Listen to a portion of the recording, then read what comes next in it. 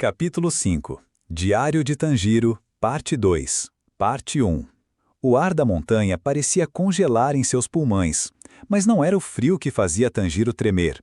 Era a visão diante dele, a rocha, uma massa colossal de granito, erguendo-se imponente no centro da clareira silenciosa, muito maior do que qualquer coisa que ele já havia tentado cortar. A superfície era cinzenta e intransponível, parecendo zombar de seus esforços.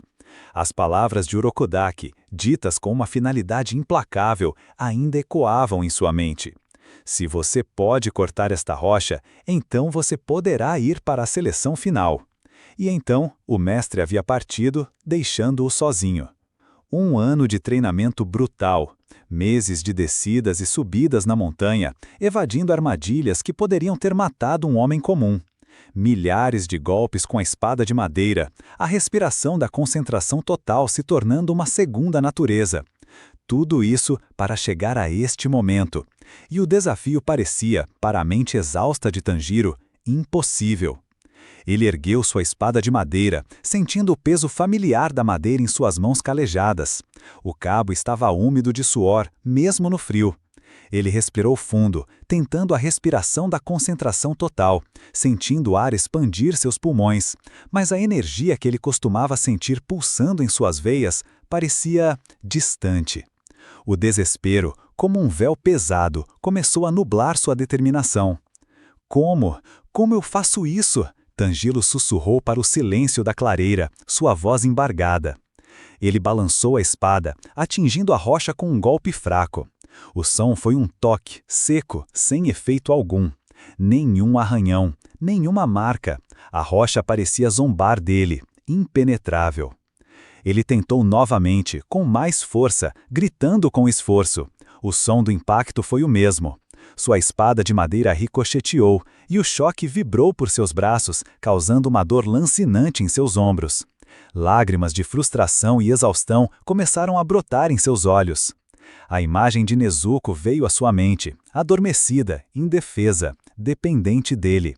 Ele não podia falhar, não podia. Os dias que se seguiram foram uma tortura. Tanjiro tentava cortar a rocha do amanhecer ao anoitecer, sem sucesso.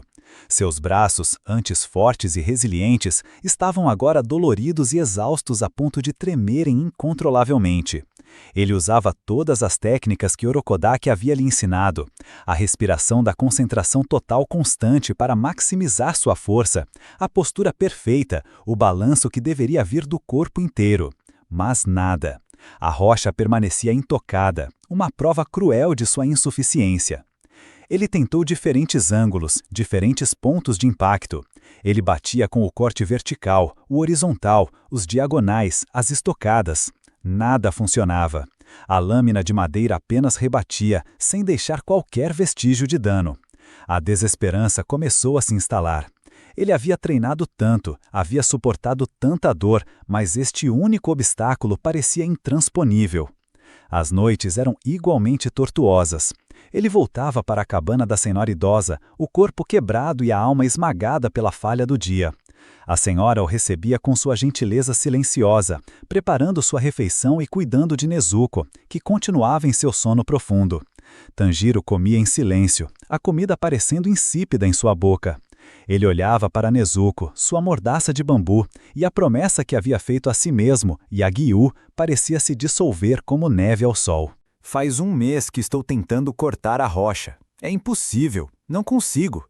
Meus braços doem tanto que não consigo nem levantar a espada. Eu sou fraco, eu falhei com Nezuko. Escreveu em seu diário, as palavras manchadas por gotas de suor e lágrimas.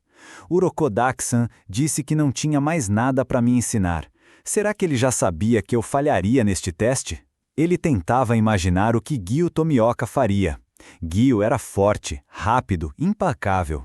Ele cortaria a rocha em segundos. Mas Tanjiro não era Gyu. Ele era apenas Tanjiro, o carvoeiro, com um olfato apurado e um coração gentil. Será que isso era suficiente para o mundo brutal dos caçadores de demônios? Os meses se arrastaram em um ciclo de desespero e tentativas fúteis. O verão deu lugar ao outono, e as primeiras folhas começaram a cair, formando um tapete dourado e marrom na clareira.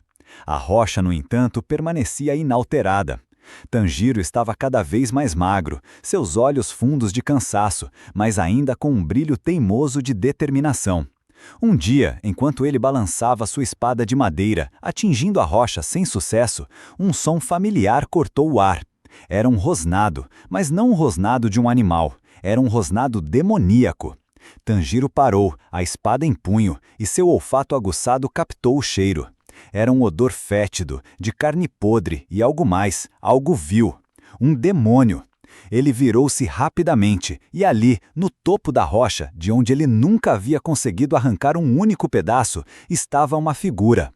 Não era um demônio real, mas uma figura translúcida, quase etérea, de um jovem de cabelos claros e olhos azuis penetrantes, usando um kimono estampado. Em sua mão, ele empunhava uma espada de madeira, idêntica à de Tanjiro. "O que você está fazendo?" A voz do jovem era clara, mas carregada de impaciência. "Um garoto como você não deveria estar aqui. O que está fazendo com essa rocha?" Tanjiro estava atordoado. Ele podia sentir a presença, o cheiro fraco, mas forte o suficiente para ser real. Aquela era a figura de um demônio, mas não era o cheiro usual de demônio. Era diferente.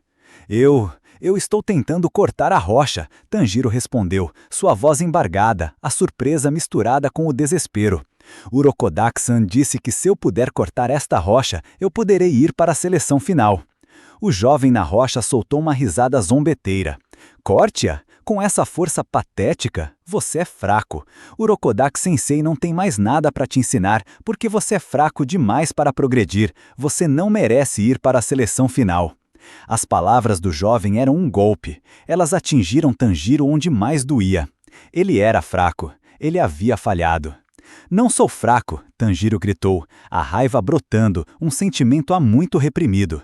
"Eu treinei por um ano inteiro. Eu não vou desistir. Eu tenho que salvar minha irmã."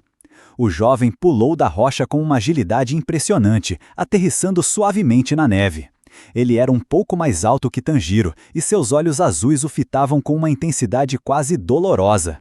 "Um ano? E ainda não consegue nem mesmo quebrar uma rocha? Você é uma piada." Ele ergueu sua própria espada de madeira. "Se você quer cortar a rocha, venha e lute comigo. Se você não consegue nem me tocar, como espera cortar uma rocha, ou demônios?" Tanjiro sentiu a humilhação, mas também um calor de desafio. Ninguém o chamaria de fraco depois de tudo que ele havia passado. Ele empunhou sua espada, as mãos firmes apesar do tremor de exaustão. "Meu nome é Sabito", o jovem disse, sua voz perdendo um pouco da zombaria, tornando-se mais séria. "E vou mostrar a você o quão patético você realmente é." Sabito avançou. Seus movimentos eram incrivelmente rápidos, fluidos e graciosos como água. Ele era leve em seus pés, girando e atacando com uma velocidade que Tanjiro mal conseguia acompanhar. A espada de madeira de Sabito parecia um borrão enquanto ele desferia golpes precisos e poderosos. Tanjiro tentou bloquear, tentou desviar, mas Sabito era muito rápido. Os golpes de madeira atingiram seu corpo repetidamente, no peito, nos braços, nas pernas. Cada impacto era doloroso, mas Tanjiro se recusava a cair. Ele tentou contra-atacar, balançando sua própria espada, mas Sabito a desviava com facilidade, sempre se movendo para a posição perfeita. "Seus movimentos são muito óbvios", Sabito gritou, sua voz séria agora. "Você não está usando a respiração da concentração total corretamente, não está fluindo com a força de seu corpo, sua espada é lenta e você hesita. Hesitar é morrer." Tanjiro sentiu a frustração crescer, mas as palavras de Sabito eram verdadeiras. Ele estava hesitando, ele estava pensando demais em vez de apenas reagir. Ele se lembrava das palavras de Urokodaki: "O corpo deve memorizar os golpes." A luta continuou por um tempo que Tanjiro não conseguia estimar. Ele era espancado, mas não caía. Ele tentava novamente. Seus golpes eram lentos, previsíveis, os de Sabito como relâmpagos. "Você é fraco", Sabito repetiu, e com um último golpe rápido, ele atingiu Tanjiro na cabeça com sua espada de madeira. Tanjiro caiu pesadamente na neve, a cabeça zumbindo. Ele sentiu o gosto de sangue em sua boca. Ele havia falhado de novo. Ele estava perdendo para uma figura misteriosa que apareceu do nada e que parecia saber tudo sobre seu treinamento. Ele era patético. Ele permaneceu deitado na neve, olhando para o céu cinzento. A desesperança retornou, mais forte do que nunca. Não importava o quanto ele treinasse, ele nunca seria forte o suficiente. Ele nunca cortaria a rocha, ele nunca salvaria Nezuko. Foi então que uma nova voz, suave e gentil, mas com uma doçura melancólica, o chamou. Você está bem? Tanjiro se virou e ali, ao lado de Sabito, estava outra figura. Uma jovem, também translúcida e etérea, de cabelos pretos longos e lisos e olhos gentis.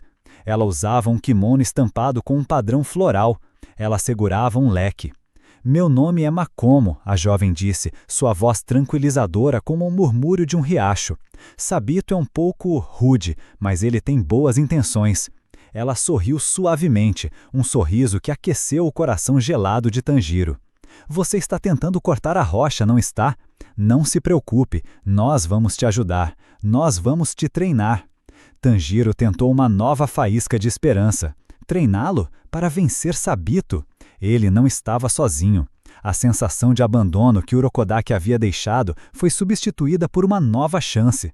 Ele se levantou, suas dores ainda presentes, mas a determinação renascendo em seus olhos.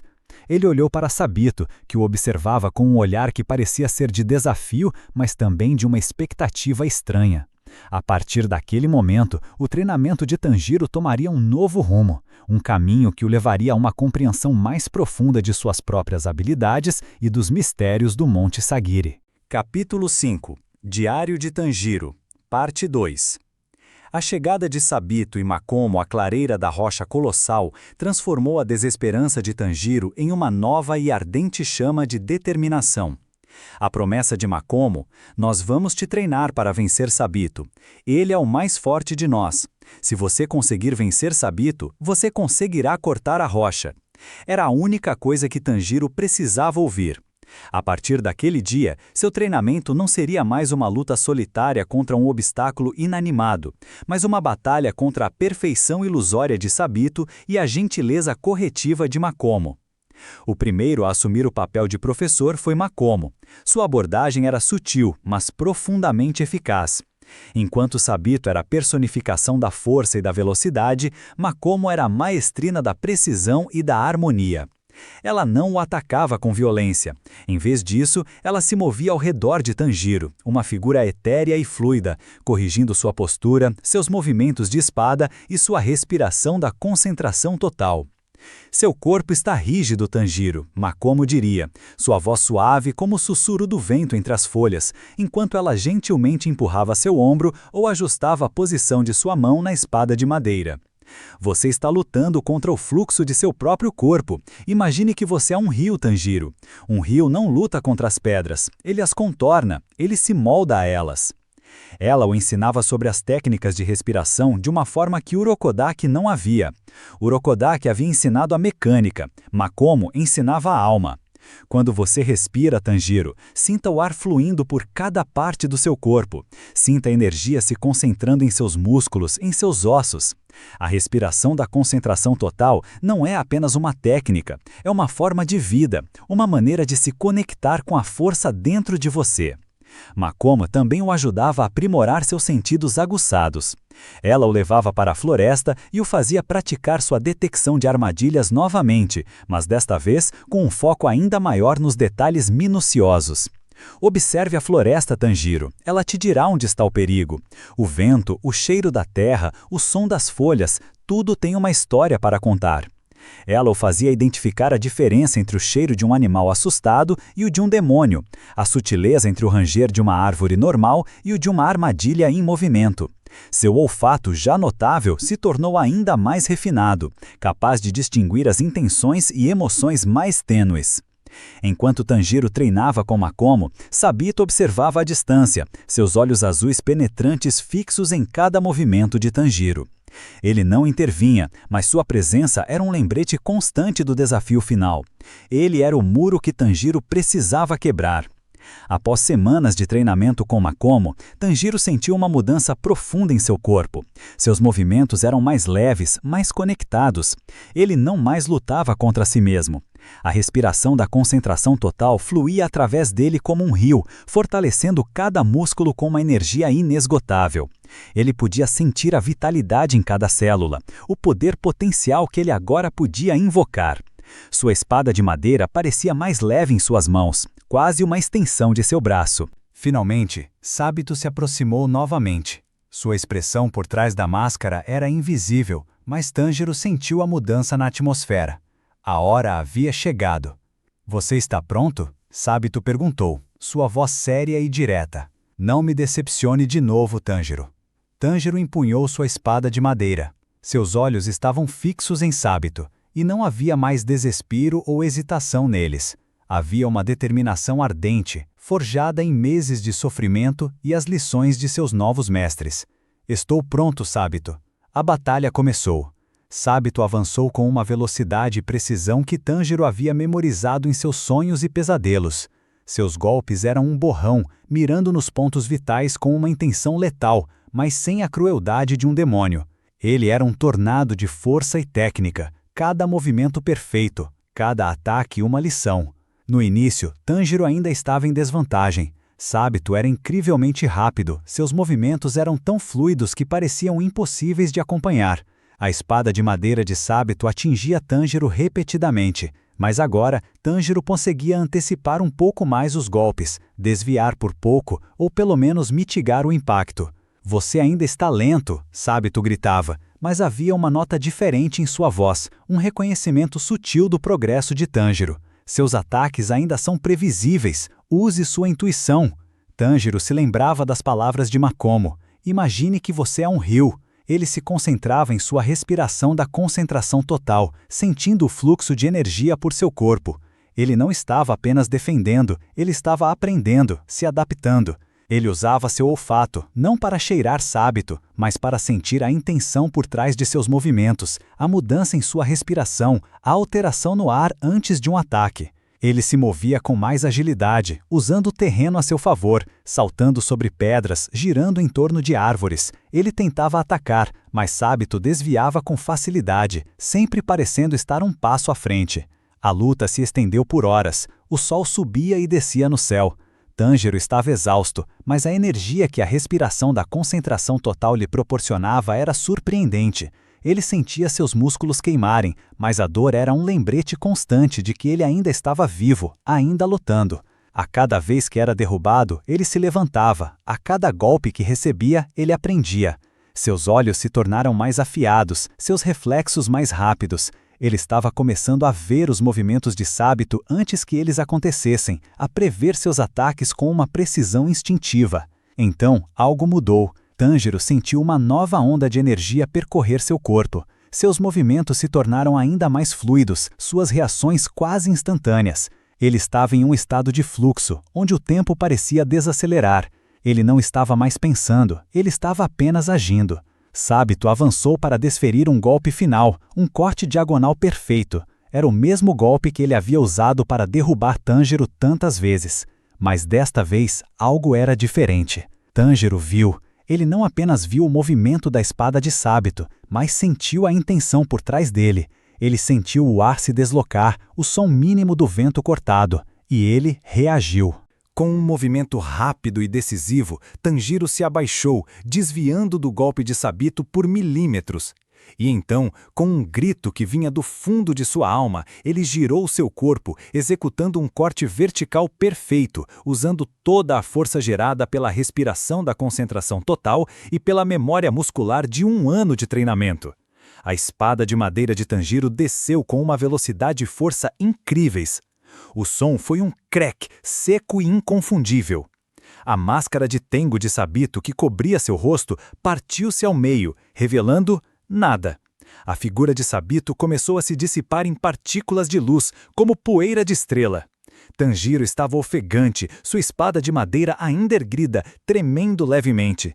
Ele havia conseguido, ele havia vencido Sábito. Enquanto Sabito desaparecia, suas últimas palavras ecoaram na clareira, não mais em um tom de desafio, mas de reconhecimento e orgulho. Você finalmente conseguiu, Tanjiro. Você é um homem agora. Makomo, que observava silenciosamente da lateral, sorriu. Suas próprias partículas de luz começaram a subir, se unindo às de Sabito. Ela se inclinou, um aceno de despedida e gratidão. Cuide-se, Tanjiro. Nós estamos felizes por você. E então, ambos desapareceram completamente, dissolvendo-se no ar, deixando Tanjiro sozinho na clareira, sua espada de madeira na mão, o coração batendo forte. Ele não sabia o que ou quem eles eram, mas ele sabia que eles o haviam ajudado. Eles haviam sido seus professores finais, seus guias no caminho para a verdadeira força. Ele se virou, e ali estava ela, a rocha colossal. E de alguma forma, ela não parecia mais tão intransponível. A batalha com Sabito havia mudado algo dentro dele. A desesperança havia sido substituída por uma convicção inabalável. Tanjiro ergueu sua espada. Ele fechou os olhos por um momento, concentrando-se.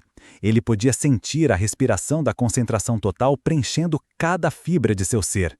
Ele visualizou o corte, não apenas um balançar da espada, mas um fluxo de energia, uma extensão de sua própria vontade. Com um grito que rasgou o ar, Tanjiro desferiu o golpe. Foi um corte vertical, perfeito em sua execução, rápido, preciso e cheio de uma força concentrada. O som foi um rash retumbante que ecoou por toda a montanha. E a rocha, a gigantesca, impenetrável rocha, partiu-se ao meio. Um corte limpo e preciso, dividindo-a em duas metades perfeitamente simétricas. Tanjiro ficou ali, ofegante, sua espada de madeira ainda erguida. O choque, o alívio e a alegria o inundaram. Ele havia conseguido, ele havia cortado a rocha. A promessa de Urokodaki estava cumprida. Ele estava pronto. O sol já começava a tingir o céu com os primeiros tons de um novo amanhecer, e a luz revelava as duas metades da rocha, um testemunho silencioso da força e da determinação que Tanjiro havia encontrado dentro de si. A provação de um ano havia chegado ao fim. A seleção final o aguardava.